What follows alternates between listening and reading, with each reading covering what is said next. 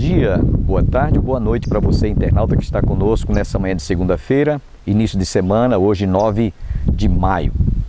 Dentro de instantes estaremos ouvindo o pastor Miguel e a sua esposa, a cantora Denise, que estiveram abrilhantando o culto de ações de graças pela passagem do 31º aniversário do programa Opção para a Vida, bem como também da conferência missionária realizada no mês próximo passado. Continue com seu coração aberto e receptivo, porque Deus tem uma bênção para a sua vida, para a sua família e para o seu coração. Só lembrando a todos, nosso 22º simpósio sobre a família, que está sendo realizado nas dependências da Igreja do Calvário, sempre aos domingos, palestras, pela manhã e à noite, e você não pode ficar de fora. Compareça, prestigie. O nosso tema é reerguendo, reconstruindo, restaurando o altar da sua família. Você não pode ficar de fora. A Igreja do Calvário está situada às margens do Açude Velho, confluência com o Parque da Criança, no início ali da Avenida Brasília, o giradouro da Avenida Brasília. Compareça. Nesse instante quero deixá-los com o pastor Miguel e também a cantora Denise, que estará ministrando louvor durante toda a sua programação, pregando e louvando a Deus em nossa igreja.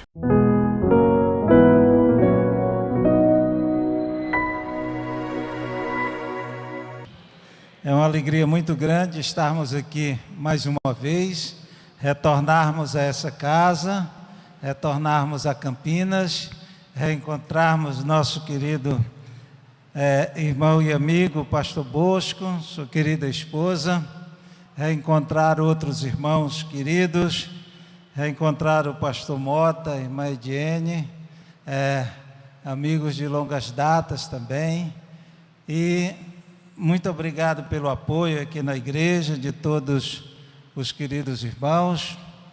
Obrigado aí o Dom Dieguito aí, todos os queridos pelo apoio.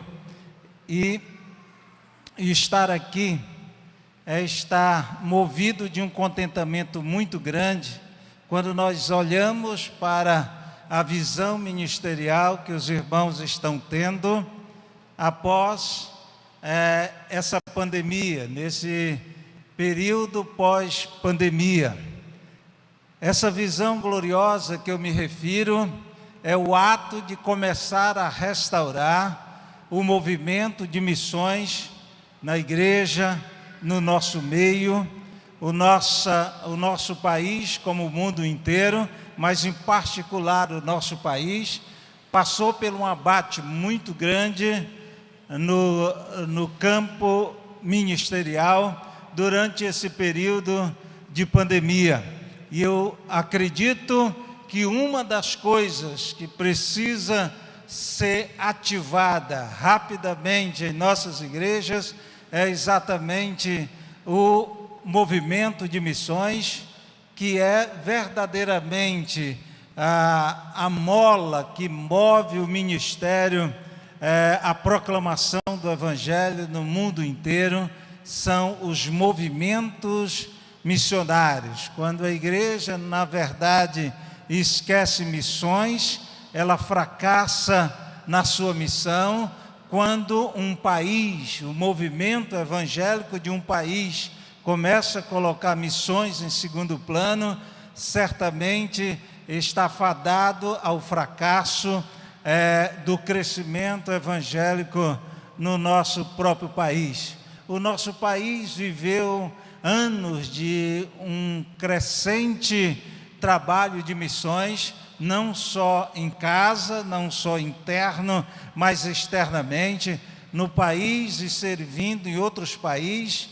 O nosso país cresceu assustadoramente no movimento missionário nos últimos anos, mas perdeu muito na qualidade dos movimentos de trabalho interno da nossa comunidade evangélica no país. E isso é algo extremamente perigoso também, porque quando baixa a qualidade do movimento espiritual da igreja, baixa a atividade missionária, baixa o crescimento, baixa a influência positiva do Evangelho na sociedade. E hoje nós não podemos deixar de ver os exemplos que nos rodeiam de outros países que têm fracassado assustadoramente no crescimento evangélico e como consequência também no movimento missionário.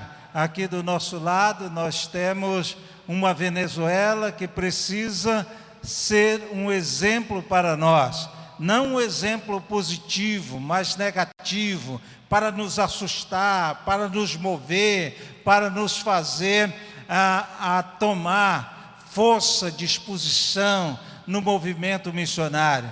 Há 3 décadas atrás, a Venezuela era um dos países economicamente mais promissores do mundo, chegando até o 4º lugar da economia mundial, e um país para onde no século XX correram muitas missões do mundo inteiro para evangelizar a Venezuela, e a Venezuela tornou-se um centro evangélico muito forte na América Latina, um centro com muitos seminários, com muitas igrejas, com muitas missões operando internamente, mas um país que se tornou completamente omisso no trabalho missionário, de sair para outros países. Muitos países economicamente inferiores e com muitas dificuldades cercavam a Venezuela,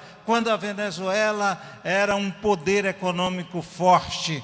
E nunca a comunidade evangélica da Venezuela se aproveitou desse momento econômico propício, crescente, para alcançar outros países com o Evangelho.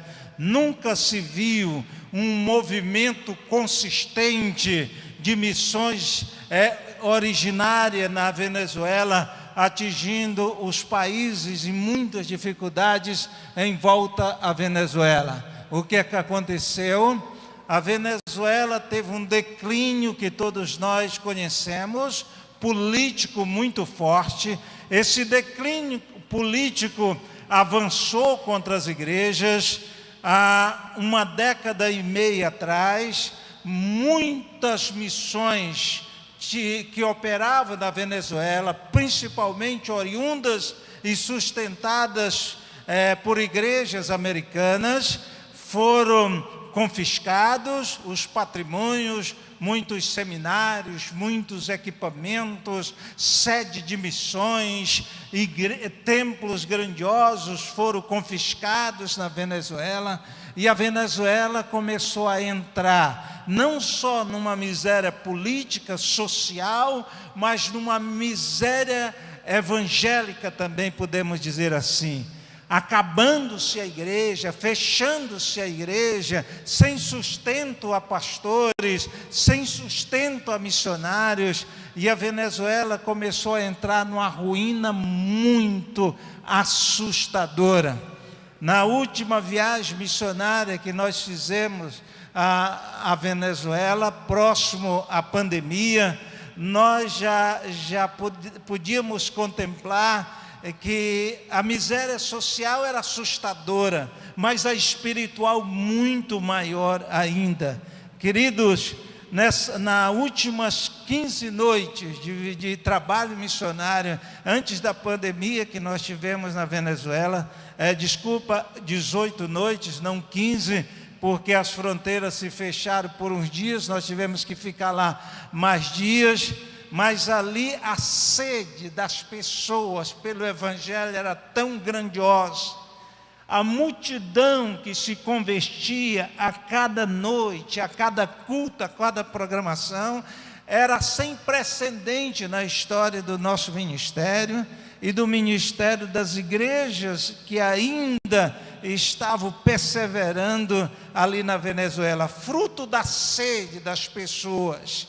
Cada lugar que se ia fazer programação, nessa nossa última jornada na Venezuela, era incontrolável o número de pessoas. Não havia quase divulgação, mas o povo descobria e ia, e se apertava, enchia os locais. Era a sede das pessoas de ouvir a palavra de Deus, era a sede das pessoas de ouvir o Evangelho de Cristo Jesus e ver a miséria que atingira as igrejas, muitas igrejas que ainda continuavam naquele período, igrejas sem bancada, igrejas sem piso, igrejas sem cadeiras, o povo se assentando para ouvir a palavra no chão, no barro batido, ou em pé, escorando naquelas paredes velhas. Uns amigos nossos fizeram uma campanha e mandaram e nós levamos um dinheiro para comprar lá. Foi difícil encontrar, mas encontramos, e compramos 200 cadeiras para uma igreja, cadeira plástica para uma igreja com piso de chão batido, que o povo chorava ao sentar naquelas cadeiras. Não havia cadeira para todo mundo naquela noite, e eles davam prioridade aos mais velhos, aos idosos, aos anciãos, e aquelas pessoas choravam por ter uma cadeira para sentar numa igreja naqueles dias. Então, queridos, mesmo assim, o Brasil viveu nas últimas décadas para com a Venezuela, o que a Venezuela viveu para com seus países vizinhos na época da fartura.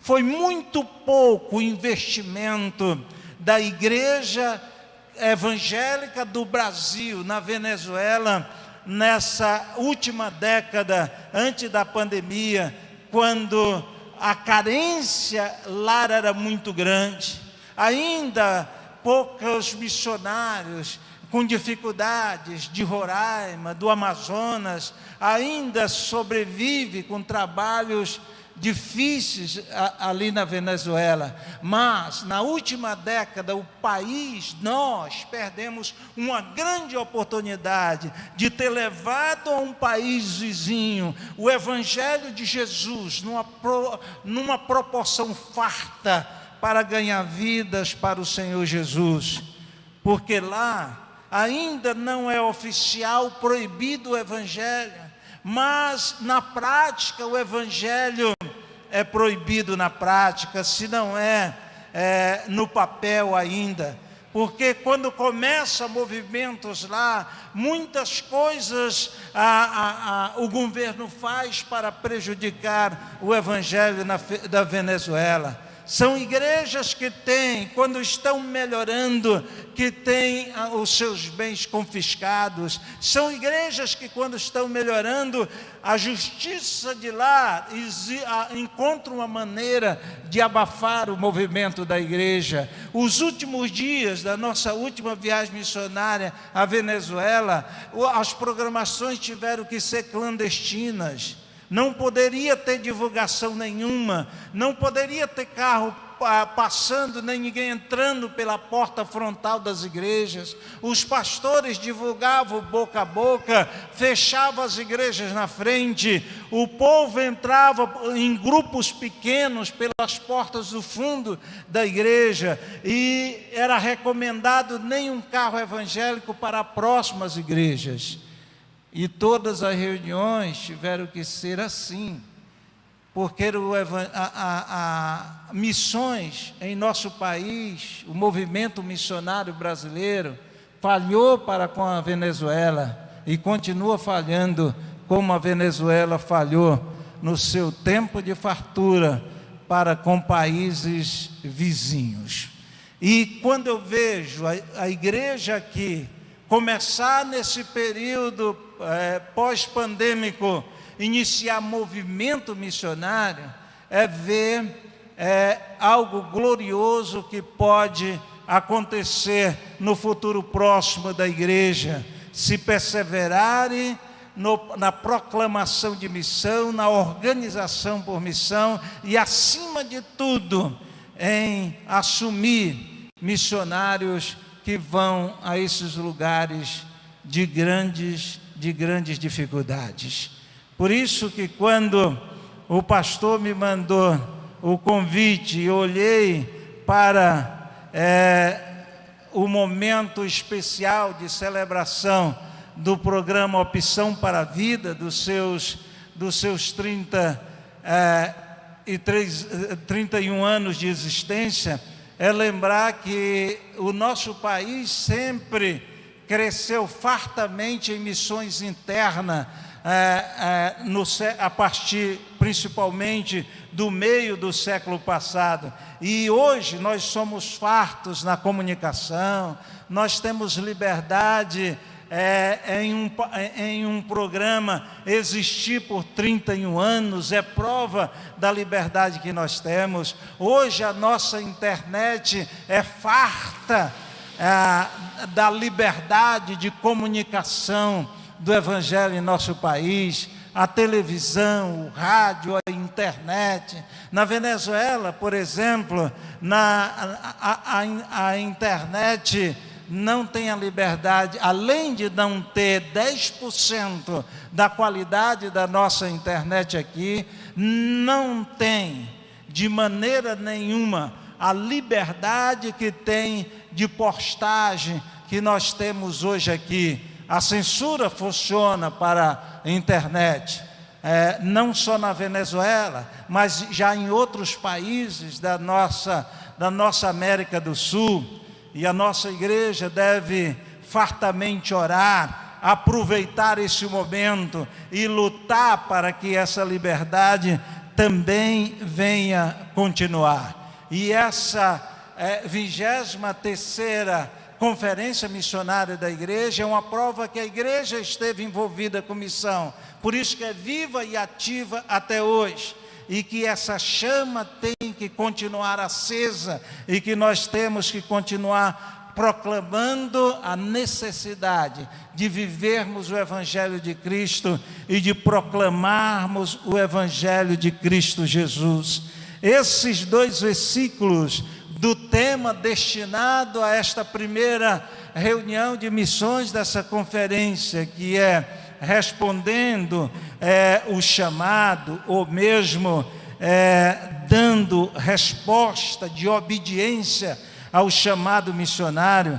Esses 2 versículos nos traz ensinamentos profundos, que são versículos tão usados em nossa vida cristã, em nossas igrejas por anos, mas eles são fartos e continuarão fartos em lições para todos nós que queremos viver missões, como crentes que vivem missões apoiando, para crentes que vivem missões indo e obedecendo o chamado do Senhor de ir aonde Deus quer nos mandar.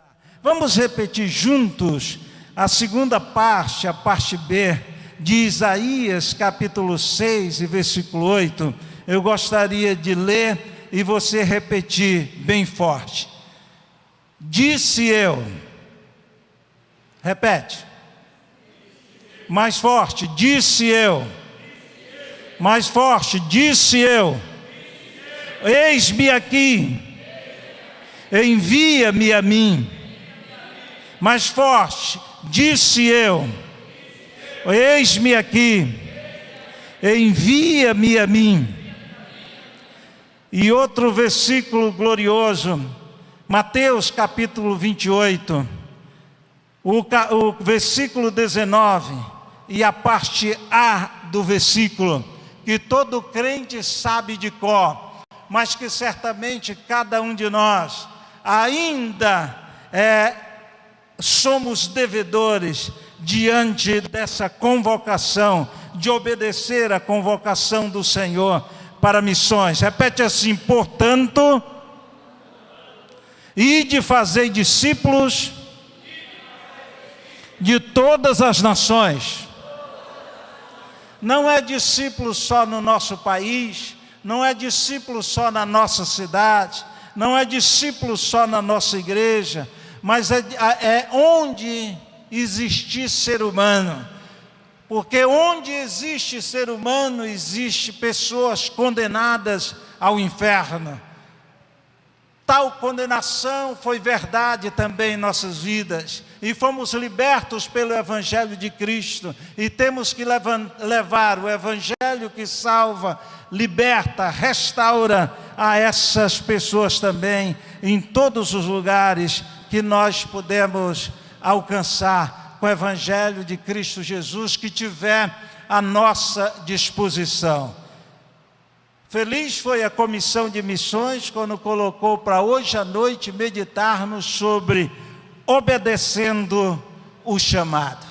Quantos de nós já fomos impactados pelo chamamento de Deus, como foi Isaías, pelo chamamento de Cristo, como foram os discípulos, mas certamente para que um chamado como foi o de Isaías, um chamado como foi feito aos apóstolos, que é feito também a cada um de nós, para que Isaías e os apóstolos tivessem tido a oportunidade de ouvir o chamado de missões em suas vidas, quando até Isaías chegar ao ponto de ouvir Deus dizer: a quem enviarei?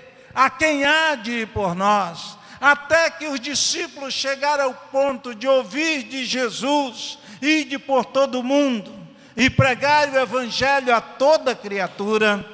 Certamente eles tiveram que passar por outros 4 chamados, como todos nós também precisamos, e muitos de nós já também passamos por esse 4 chamado.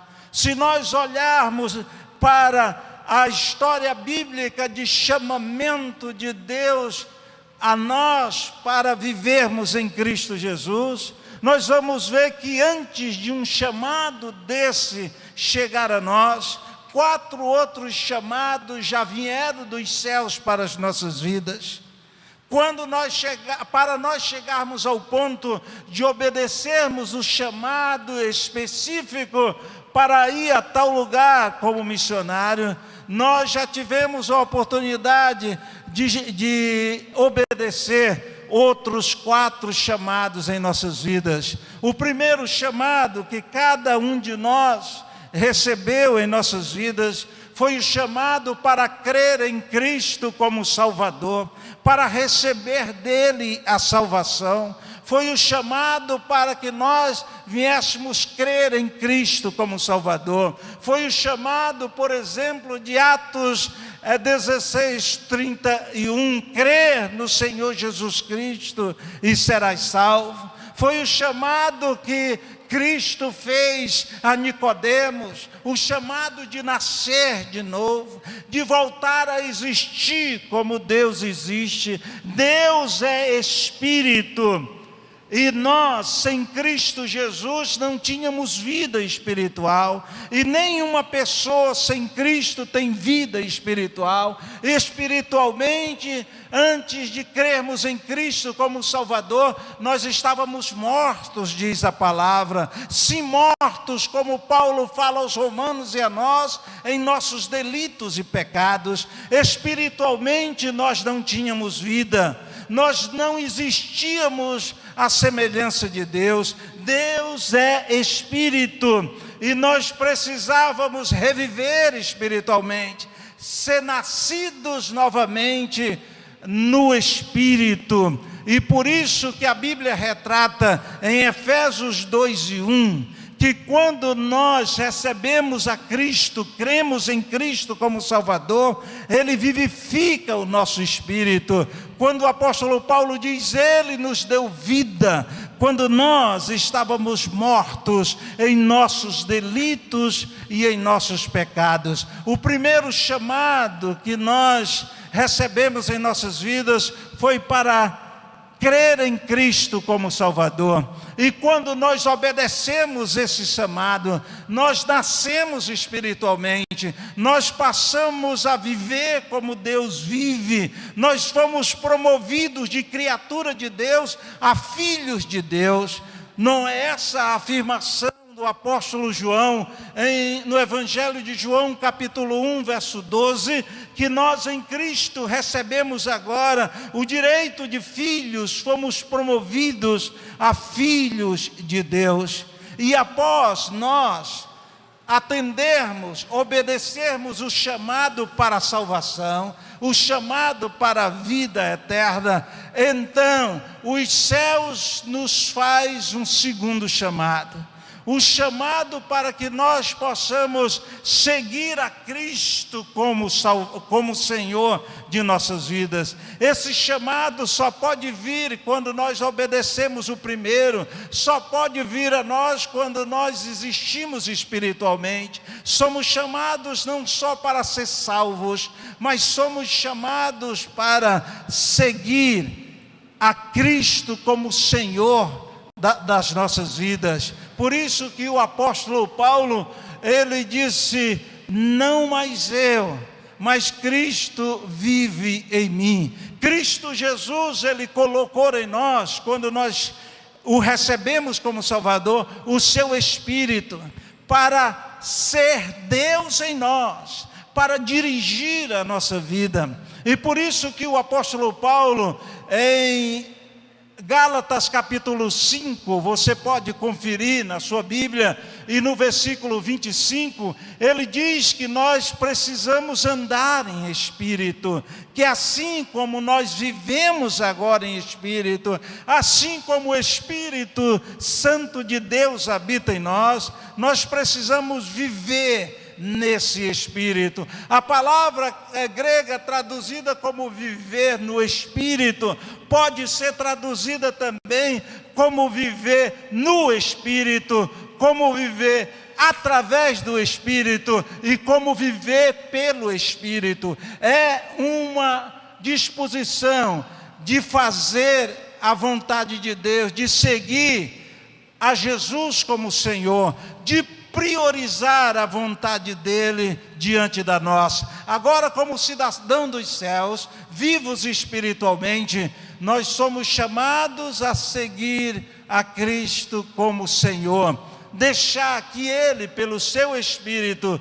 comande as nossas vidas, e assim nós estamos obedecendo. Quando entregamos o comando da nossa vida ao senhorio de Cristo, nós estamos obedecendo a um segundo chamado. Acredito que você, telespectador internauta, há de convir o motivo pelo qual temos que fazer esta abrupta interrupção, como eu costumo dizer. Nosso programa só tem a duração de 30 minutinhos, mas você está convidado amanhã a continuar conosco, ouvindo outra vez o pastor Miguel. Que todos recebam as bênçãos do Pai, do Filho e do Espírito Santo, e até o nosso próximo programa, se Deus assim nos permitir.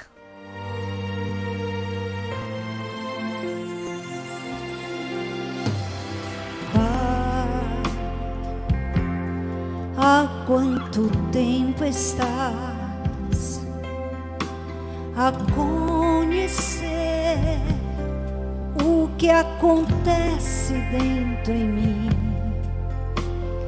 Vá, eu sei que o tempo vai e nada fiz daquilo que te prometi. O tempo está passando. Disse uma vez que louvaria sim. Onde está a tua promessa? Em prazer, mesmo em dias maus. E o que me fez chorar foi perceber, Senhor, que o meu murmurar foi mais que o meu louvor. Canta assim: Pai, misericórdia tens. Mesmo sabendo crente que sou. Mesmo sabendo crente que sou, concedes tantos bens. E faz-me diferente ser. Agora junto a ti. Quero me refazer.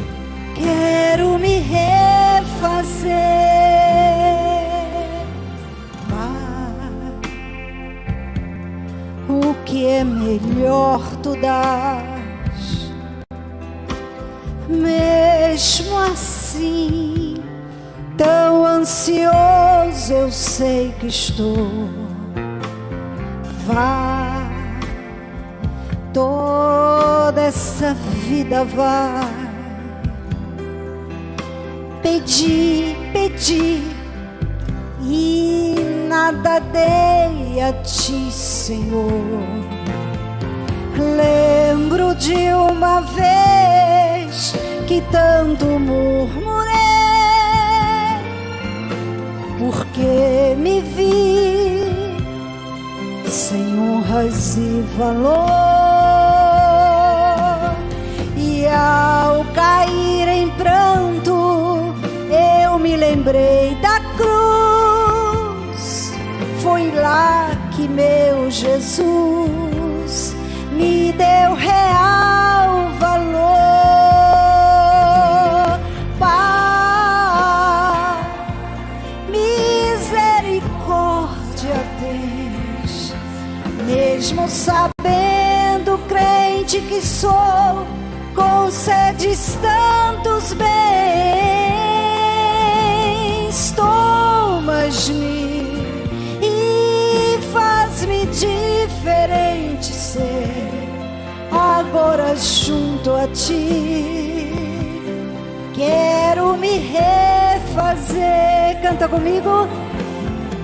Pai, misericórdia tens, mesmo sabendo, crente que sou, concedes tantos bens. Tomas-me e faz-me diferente ser, agora junto a ti.